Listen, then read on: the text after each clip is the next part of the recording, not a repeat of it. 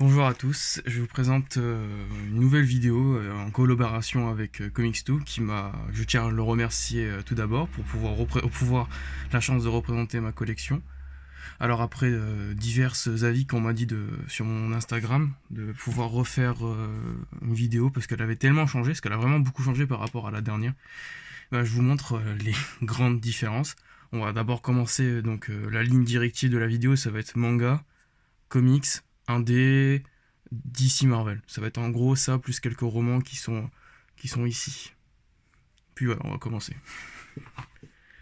Alors, voilà, je vous présente mes mangas. Donc je vais vous présenter en gros. Là, je vous montre juste pour pouvoir voir l'ensemble, et là, on va détailler.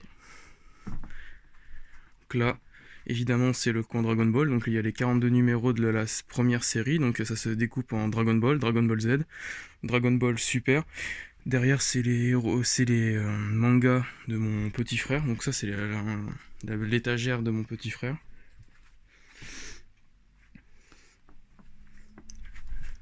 Donc là, vous pouvez voir qu'il y a derrière le Son Goku, il y a les Attack on Titan en 24.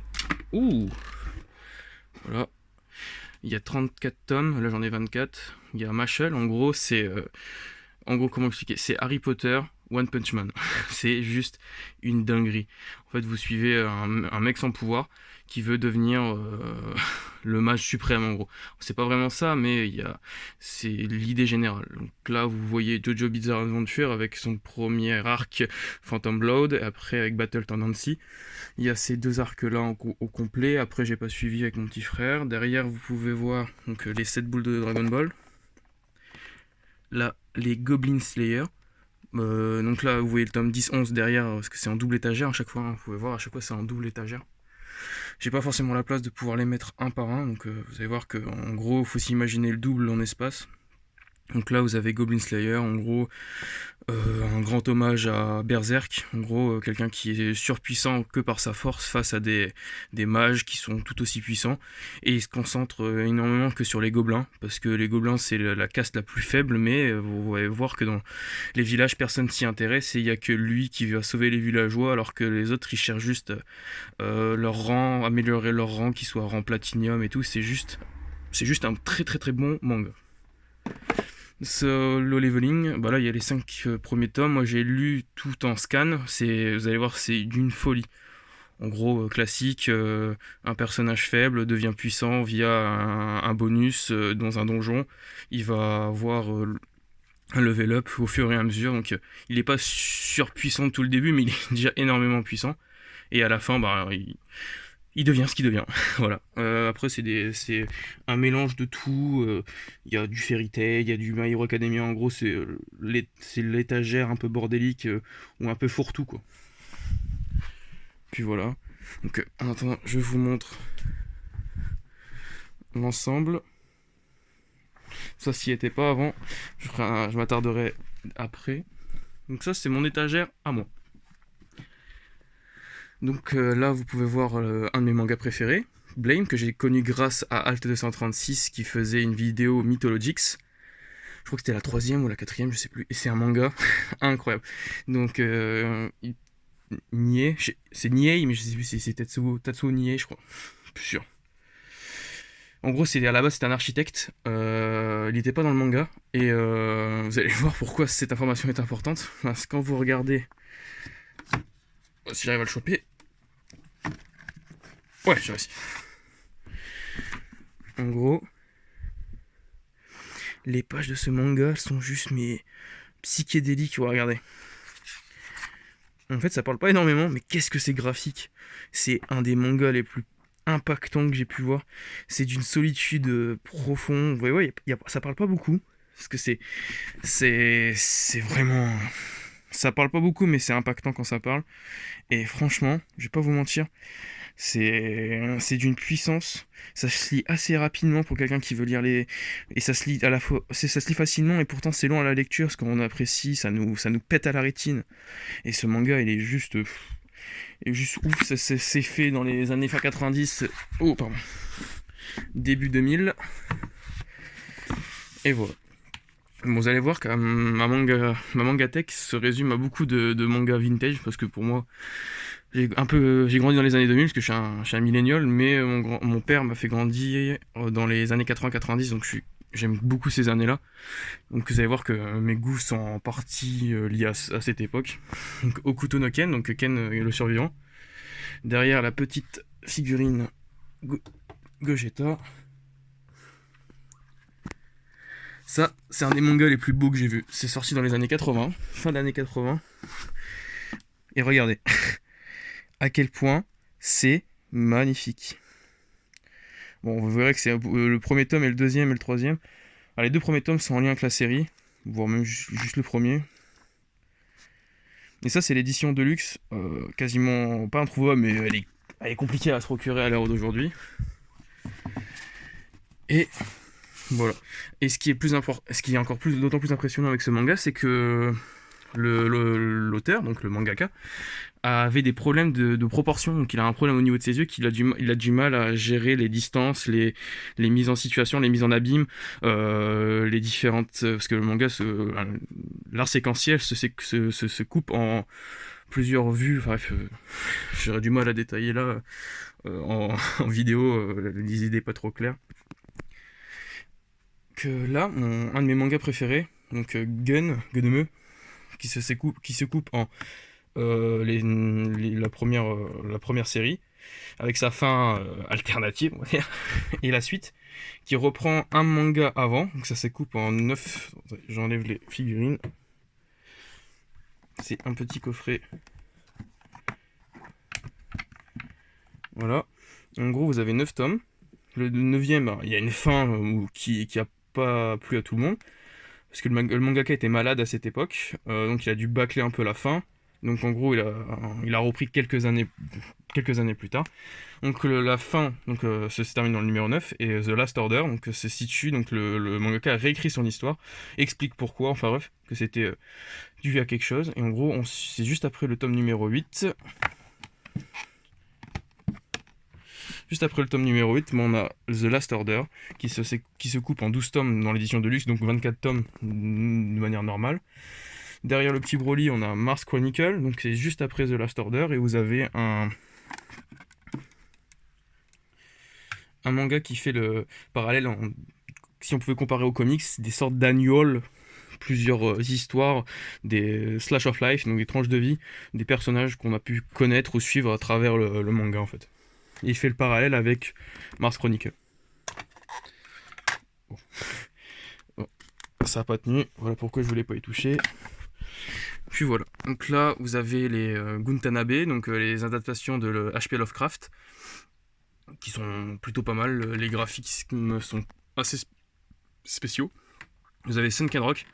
Sunken Rock, c'est un, un japonais qui va en Corée parce qu'il devait trouver l'amour de sa vie, qui était une coréenne qui travaille au Japon. Elle est partie de son école pour aller faire policière en Corée. Il a voulu poursuivre son amour, sauf que c'est un étudiant qui a pas de thunes. Et donc en gros, il est sans un sou. Il est pas clochard, donc il a un petit appartement.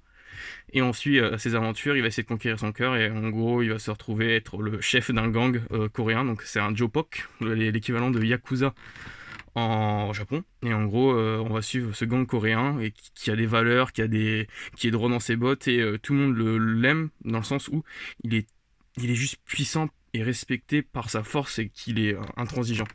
Et c'est juste incroyable. City Hunter.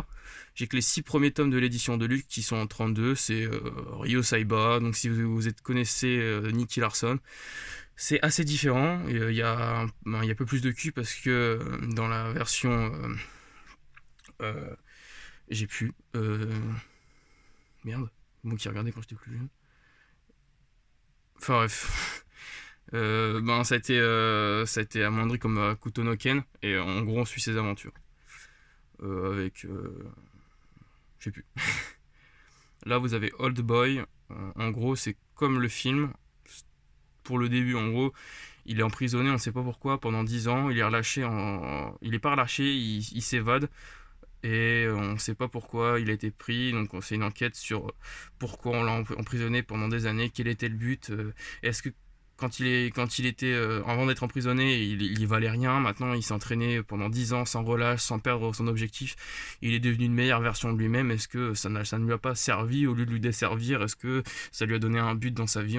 Enfin, il y a énormément de questions qui sont en suspens et qui sont mis en corrélation dans ce manga. C'est juste une pépite. Donc là, vous avez les 4 premiers volumes de l'édition Deluxe de Senseiya avec l'arc des 12 maisons. En partie, donc il y a l'arc avec Iki quand qui vient embêter pendant le tournoi, et ça s'arrête là en fait. Il y a juste le début de l'arc des 12 maisons. Puis voilà. Dororo, en gros, c'est un enfant qui était comment on appelle ça, on l'a sacrifié après énormément de démons, je sais plus combien. On lui a donné à chaque démon à une partie de son corps. Et il restait quasiment plus rien de lui, donc son père l'a jeté, quelqu'un l'a recueilli, et en gros en fait il est plein de greffes. En gros on suit une personne atteinte d'un handicap en fait. C'est un handicapé, et le mec il va détruire des maisons, quand je voulais dire un autre mot, mais en gros il va gérer parce qu'il a plein de prothèses de combat, il enlève ses mains, il a des couteaux et tout, et ça c'est la version originelle. Ouais. C'est la version originelle, et il y a un remake qui est sorti. Donc là vous avez les Tokyo Revengers, les Nicky Larson, City Hunter Rebirth. En gros c'est un isekai dans le monde de Nicky Larson. C'est juste une folie. Chainsaw Man, donc par l'auteur de Fire Punch. Chainsaw Man c'est quoi? C'est un adolescent chasseur de démons. Il a un pote démon qui est en tronçonneuse. Il vient à l'embrocher, il fusionne avec le démon, et il devient un Chainsaw Man en gros. Je caricature, mais voilà. Vous avez les Jujutsu Kaisen, donc là vous avez 7, 9, 10, 11, 12, 13. C'est normal, c'est juste le 12, c'est parce que derrière il y a pareil les Jujutsu Kaisen, c'est juste que j'ai dû ranger au mieux. Puis voilà. Donc là on va attaquer les comics, et je peux vous dire que alors il y a du lourd. Je vous montre, et après on s'attarde détail par détail. Alors je peux vous dire que ceux qui ont vu l'ancienne vidéo, ils vont se dire mais putain. Ouais. Alors là, il y a un petit moment bien spécialisé pour Spider-Man, parce que franchement, il y a vraiment du lourd. Vraiment, franchement, j'ai galéré à trouver certaines séries qui sont quasiment introuvables, et j'ai mis des années à les choper. Voilà, je fais juste un petit travelling, on va dire. Je vous montre. Alors,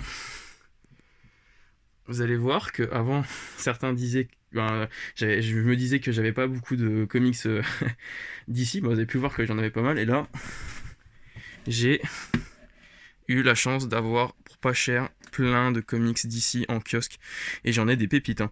J'ai les Superman, Batman de 2005, les Batman Superman de 2005, et j'ai toutes les séries. Il me manque juste les DC Universe de chez Panini. Donc là je vais vous montrer une de mes plus grandes fiertés, les Wolverine. Quasiment 300 numéros, 209 numéros pour la V1 qui s'écoule de 89 à 2011, donc la V2 qui s'écoule du 2011 à 2012, de fin 2012, donc en 12 numéros. Pareil, la V3 en 12 numéros de 2012 fin 2012 à fin 2013, et la V4 donc en 24 numéros, donc fin 2013 à quasiment fin 2015, donc l'événement avant Secret Wars, j'allais le dire en anglais, j'allais dire une connerie. Après vous avez, j'ai pas envie de spoiler, mais en 4 tomes la suite, en gros qui est en lien avec Logan. Il y a ses héritiers en gros qui vont décider de quelque chose, et en gros c'est ça. La série All New X-Men, les hors-séries, et là c'est les Wolverines, donc si je dis le nom, allez, en gros il s'est passé quelque chose avec Wolverine, et il n'y a rien. Et en gros c'est ça. En gros j'ai tout de 89, donc de sa première série régulière. J'ai sa mini-série de Mark Millar, qui est dans l'édition collection référence de Hachette. Mais sinon j'ai tout de sa première série, mais la première apparition, pas la première apparition, mais la première série régulière de Wolverine, jusque sa fin. Et c'est juste une grande fierté. Là, vous avez les comics Star Wars. Je détaillerai après, hein, c'est juste que je vous montre en gros pour ceux qui sont impatients, un peu comme moi. Donc là, les comics Alien, Predator, Alien vs Predator, et l'univers Vestron avec les Transformers, les G.I. Joe, Mask, Rome, et Godzilla, Halo, j'en ai pas mal. Et là, vous avez toutes mes variantes cover que je vous présenterai après.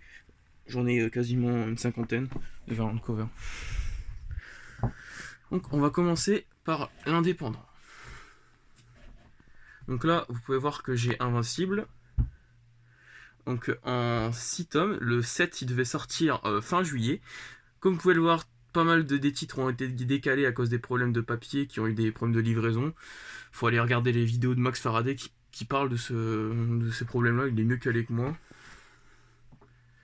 Les Judge Dredd, alors je vais d'abord détailler c'est quoi Invincible. Invincible en gros c'est Mark Grayson, adolescent, il sait que son père, Omni-Man, est surpuissant, il rêve d'avoir des pouvoirs, on le suit, ses aventures.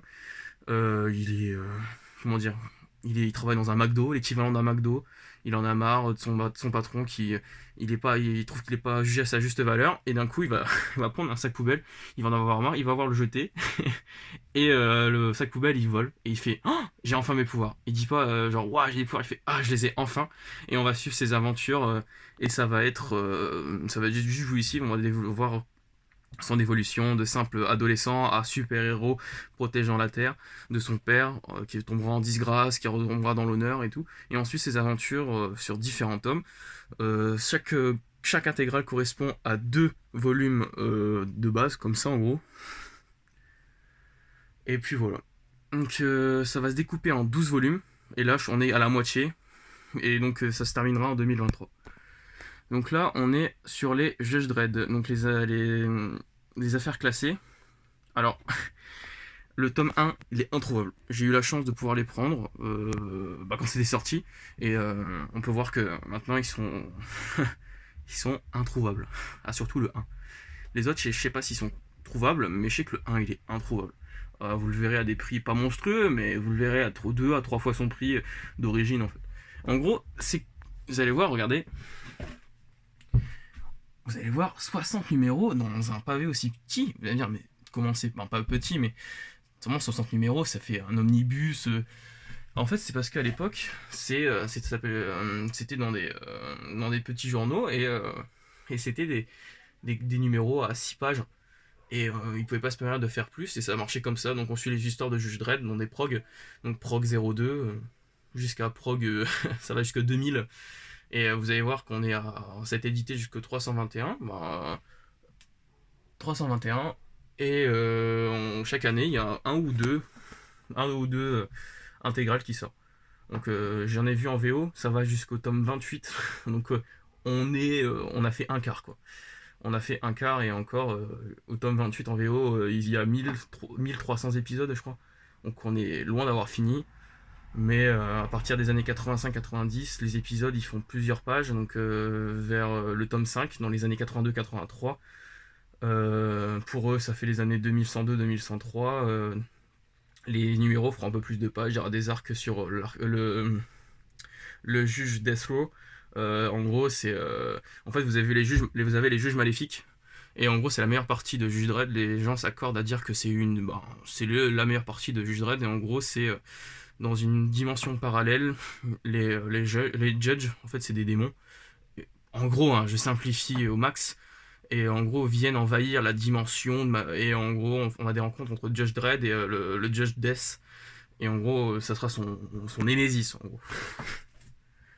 Puis voilà, donc là vous avez c'est toujours chez Delirium, mais sauf que c'est donc vous avez euh, Démocratie, donc un titre début des années 2000 ou fin des années 90, je sais plus.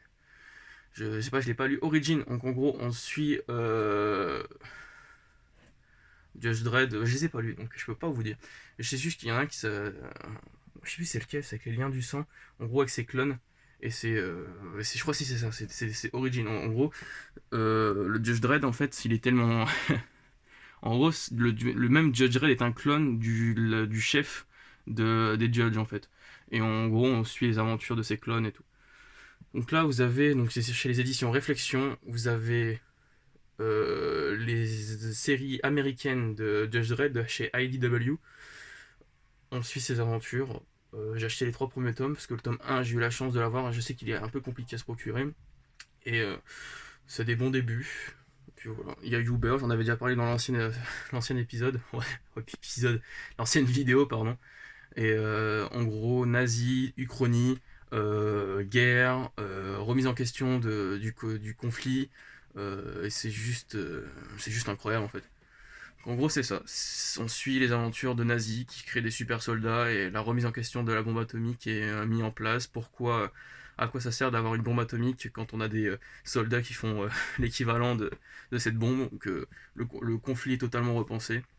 Et je le répète, une uchronie, c'est le même passé que nous, juste un élément de l'histoire change, qui crée une nouvelle réalité, ce qui fait que c'est un nouvel univers, en fait, c'est ça une uchronie. Là, vous avez les Hellboy en 16 numéros, donc du tome 1, Les Gemmes de la Destruction, jusque l'Ultime Tempête, donc le tome 13. C'est le run de Mike Mignola sur Hellboy, donc c'est l'histoire au complète. Et après, vous avez 14, 15, 16. C'est des crossovers, des annuals, des histoires à côté. Pour compléter le lore de Hellboy, vous avez une tirelire avec la main d'Anouk Unrama. Franchement, elle est sympathique. Je l'ai eu à la Comic Con de Bruxelles. Ouais, parce que j'étais à la Comic Con de Bruxelles avec ma moitié. J'étais super heureux. Et je tenais à faire un petit coucou à tous mes copains d'un groupe. Je tenais à dire bonjour à Nathan, Axel, Dick Diggy, Christophe et Neil. Je leur passe le bonjour et grâce à eux, j'ai pu étoffer ma passion et je leur fais un petit coucou. Puis voilà. Donc Hellboy. Vous avez pour ceux qui connaissent, le géant de fer. Alors pourquoi j'enlève les jambes? Parce que il tient pas debout et donc c'est hyper galère à bouger et vous allez voir qu'il manque une pièce parce que je l'ai bougé et c'est cassé un peu. C'est du AliExpress donc ça tient pas énormément. Lock and Key, donc par le fils de Stephen King. Ouais. Joe Hill, franchement super scénariste avec des dessins incroyables. On suit une bande d'adolescents qui sont à la comment dire à la mort de leur père, il y a une remise, ils se sentent seuls, ils vont dans une maison qui a vu grandir son père et on va voir que cette maison regorge des secrets insondables qui ont plein de mystères. On va suivre que donc les pouvoirs ils vont avoir des pouvoirs grâce à des clés et on va suivre leurs aventures et on va voir que certains pouvoirs ont certains prix à payer. Donc les Rick et Morty que j'avais déjà présenté, c'est en continuité à la série sur Netflix. Elle peut se lire indépendamment de la série et ceux qui ont regardé la série peuvent les lire parce que c'est du rajout. On reste pas, pour ceux qui étaient restés sur leur fin, vous avez vous avez les histoires de Rick et Morty et c'est juste jouissif. Alors pour ceux qui n'avaient pas vu ce que c'était, mais c'était mal rangé, les Game of Thrones, donc ça, du 1 au 6, c'est la première saison qui est adaptée en bande dessinée de chez Dargo. C'est juste... les dessins sont sublimes, sont d'une puissance et vraiment, c'est vraiment bien fait, quoi. Il y a plein de Lego, sinon je vous aurais... Hop. Hop.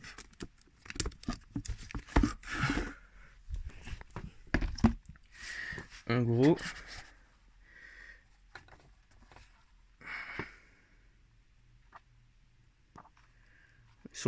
franchement, moi j'aime bien. Et pour ceux qui sont restés sur leur faim, qui veulent découvrir Game of Thrones, vous l'avez en comics. Je vais galérer. Je vais galérer. Ah c'est bon, j'ai réussi. Là, vous avez le Chevalier Errant. Donc le fils d'Aegon Targaryen. Le fils de... Ah c'est un Targaryen. On suit Aegon Targaryen. Alors, pour ceux qui ont suivi la série et Et le livre, Aegon Targaryen, c'est qui? Bah, c'est celui qui est dans la garde de nuit. C'est le maître. C'est le maître qui est chez la garde de nuit. Et en gros, on suit ses aventures avec le chevalier errant. Et en gros, on suit Aegon Targaryen. Et c'est lui qui est chez le maître de la garde de nuit. Et puis voilà. Alors ça, pourquoi je l'ai mis là? Je l'ai pas mis pour rien. En gros, ceci, c'est mon premier comics que j'ai acheté moi-même, qui était sorti en 2004, en août 2004. Et en gros, il faut voir qu'il a bien vécu.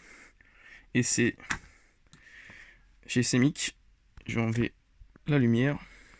Voilà, ce sera peut-être mieux.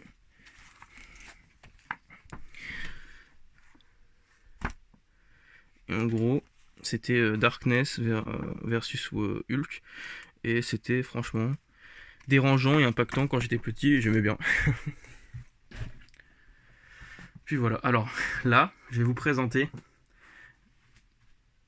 mes chouchous. Je suis tombé amoureux de cet univers qui est incroyable. Franchement, l'univers Valiant édité chez Bliss Comics, c'est juste une pépite, un amour. Je pense que là, vous êtes perdu pendant 10 minutes. Hein. Si vous voulez pas écouter un fan de Bliss, vous pouvez passer, parce qu'on va passer au moins 10 minutes sur Bliss. Hein. Je tenais à vous le dire. J'ai tellement à dire sur l'univers de Bliss Comics que on va passer un peu de temps. Donc là, vous avez mon personnage préféré, Ixo Manoir. Et pourquoi je vous dis préféré? Parce que j'ai une petite surprise pour la vidéo. Elle n'était pas prévue. Bah, c'est pour moi la surprise, mais je vais pouvoir vous présenter quelque chose qui est, je sens, à mon avis, on doit pas être beaucoup en France à l'avoir. Franchement, si on est 10-15, franchement, on doit être beaucoup. Hein. Enfin bref, je vous tease, j'arrête de teaser et je vous présente ce que j'ai à vous présenter. Donc Ixo Manoir, en gros c'est quoi? Ixo Manoir, c'est l'armure d'Iron Man, avec Conan à l'intérieur, dans un univers à la Star Wars. Pourquoi? Alors, on suit Arik de Dacy, Visigoth de l'an 402, et j'ai pas envie de l'abîmer, qui se fait prisonnier par les extraterrestres les Vignes, et il va se faire torturer pendant des années. Quand je vous dis des années, il se fait capturer en 402, et on le suit dans les années 2012. L'espace le temps que ça a duré, on sait pas pourquoi il y a une telle coupure, on sait pas expliquer laquelle j'ai lu les comics, ça nous a pas encore été expliqué. Et en gros, on suit donc Arik de Dacy qui s'est fait emprisonner par les extraterrestres les Vignes. Et ces extraterrestres, ils prient une armure qui s'appelle l'armure de Shannara. Et cette armure, elle a des pouvoirs bien spécifiques. Elle a le pouvoir de donner de grands pouvoirs, en gros. Pouvoir de voler, de résister à pas mal de dégâts, de faire des réflexions d'énergie, de matérialiser ce que pense son porteur. Donc Arik de Dacy, c'est un épéiste, dans le sens où c'est un Visigoth. Donc à l'époque, on faisait la guerre avec des épées, des flèches. Et lui, quand il porte l'armure de Shannara, il a une épée électrique. Et il se bat comme ça. Il vole, il peut faire des sortes de kikoa, des boules d'énergie. C'est juste... Et en gros, vous imaginez Conan à l'heure d'aujourd'hui. Je pense qu'il y a énormément de problèmes de communication, la manière de penser complètement différente à nos jours. Il va essayer d'annexer la Roumanie, parce que la Roumanie, c'était l'anciennement son pays, donc la Dacia. La Dacia, ça fait bizarre de dire ça, la Dacia.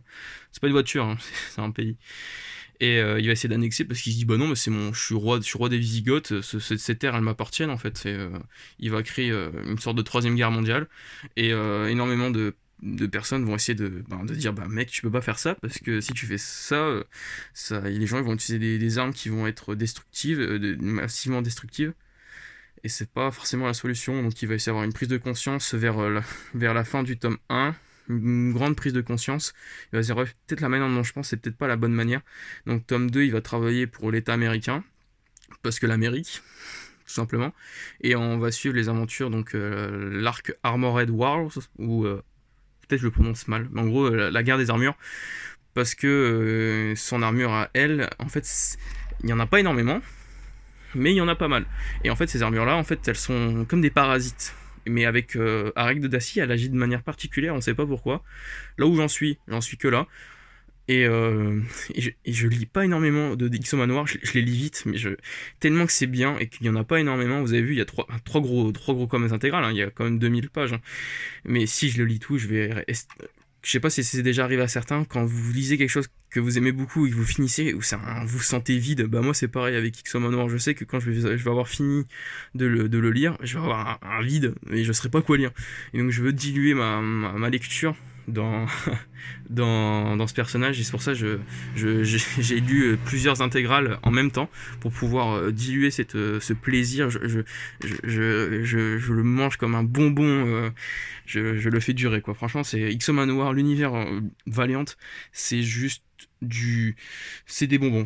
Franchement, chaque comic c'est un bonbon. Franchement, c'est du comics popcorn. Vous lisez ça au soir, vous êtes, pour vous dire, je vous conseille pas d'en acheter qu'un. Quand vous achetez une série, un personnage qui vous voulait acheter tout d'un coup, parce que sinon, moi j'ai fait l'erreur de pas acheter d'un coup Ixo Manoir, j'ai galéré à trouver les tomes. Par exemple, le tome 2, il est introuvable. Et pourtant, je me suis lancé, tout ce que vous voyez là, je les ai achetés en 3 semaines, un mois. Tout ce que vous voyez là, hein. Donc d'ici à ici, donc ça s'arrête là. J'ai acheté ça en un mois, parce que je suis tombé fou amoureux de ce personnage. Hein. Et de ce personnage, je pense qu'à Ixo Manoir, mais à Bloodshot aussi. Et moi je vous dis, il y a des tomes comme le tome 2, il y a beaucoup de personnes qui m'ont dit comment tu l'as fait pour le trouver, parce que j'ai été dans la chasse aux livres, là il est introuvable. Hein. Même j'ai été vérifié hier soir, il est juste introuvable. Et les spéculateurs, même il n'y a même pas d'offre pour vous dire à quel point il est dur à trouver. C'est un des comics les plus durs à choper que j'ai eu, parce que certains comics que vous avez, là, par exemple Punisher en omnibus, il n'est pas difficilement trouvable, il est trouvable facilement, mais par contre pour le payer à un prix normal, vous allez galérer. Mais par contre l'avoir c'est possible si vous y mettiez le prix. Bah celui-là, aucune offre parce qu'il n'est pas disponible. J'ai eu une seule offre qui était c'était les 3, mais pas juste lui, juste les 3 d'un coup pour 150€. Donc chaque intégrale vaut 50€, donc c'était entre guillemets un prix, on va dire honnête. Mais c'est de l'occasion, donc ça devrait être moins cher, mais on va dire honnête. Et j'ai eu cette chance de l'avoir donc chez pas un particulier, je l'ai eu neuf. J'ai eu de la chance de l'acheter neuf dans une maison indépendante, donc fuck Amazon. Et je l'ai eu à un prix normal, donc fuck la spéculation. Et j'ai pu faire plaisir à une boutique indépendante à Metz, parce que je me suis fait livrer. Et c'est juste incroyable. Donc là, vous allez me dire, mais pourquoi il les a? En gros, ça... Alors, oui, certains diront que je suis un pigeon. Je m'en fous. Je kiffe ma passion, peu importe, je sais que c'est pas ouf, mais là, c'est vrai qu'on peut dire que je suis un pigeon. J'ai acheté celle-là en même temps que celui-là et celui-là. Pardon, celui-là, parce que regardez dans la caméra, c'est pas ouf. En gros, les trois là, je les avais achetés en même temps que ceux-là, et j'ai dit, oh, putain, ce coffret-là, j'aimerais trop l'avoir. Il est limité à 500 exemplaires, et il est difficilement trouvable, quoi. Et j'ai eu de la chance, me demandez pas comment, mais il y en a eu de nouveau sur le site de Bliss Comics, que je commandais énormément sur Bliss Comics. Pourquoi? Parce que vous avez des bonus comme des magnettes, des stickers, et j'ai commandé ça. Et ça a été fait par un indépendant. Il est sur Instagram. Je sais pas si Comics Noob mettra son Insta en description ou quelque part ici, je sais pas. Mais ce monsieur, il est juste, mais en vrai, il est talentueux, mais incroyable. Désolé, j'ai plus son nom d'Instagram, je suis vraiment désolé. Et vous voyez Est-ce que ça fait le focus? Non? Bon. En gros, c'est des petites pastilles en plastique et sont collées une à une. Vous allez dire, c'est pas où? Ah, ça va, c'est pas compliqué, ça prend du temps de faire ça. Ok. Ce monsieur, vous voyez mon mur? D'ici à ici, de là à là, il fait des œuvres avec des petites pastilles grandes comme ça, quoi. Et il les colle une à une. Et ça lui prend du temps. Et ce monsieur, il fait des covers avec des billes en plastique. Il reproduit des certaines covers et c'est juste incroyable. Donc là, vous avez donc ça c'est le run de Robert Venditti avec les dessins de Karine Nord pour le premier tome. Et j'ai plus les noms. Ça c'est le run de Matt Kindt. Donc dedans, vous avez, c'est limité à 500 exemplaires, signé par le scénariste Matt Kindt. Donc vous avez un print signé par l'auteur. Ça c'est le même, je les en double. Ça c'est la série de 2020. Donc je vais vous montrer quelques dessins. Alors, j'ai fait une petite dédicace à Puppet Comics et Solsta. Alors, je leur dis bonjour parce que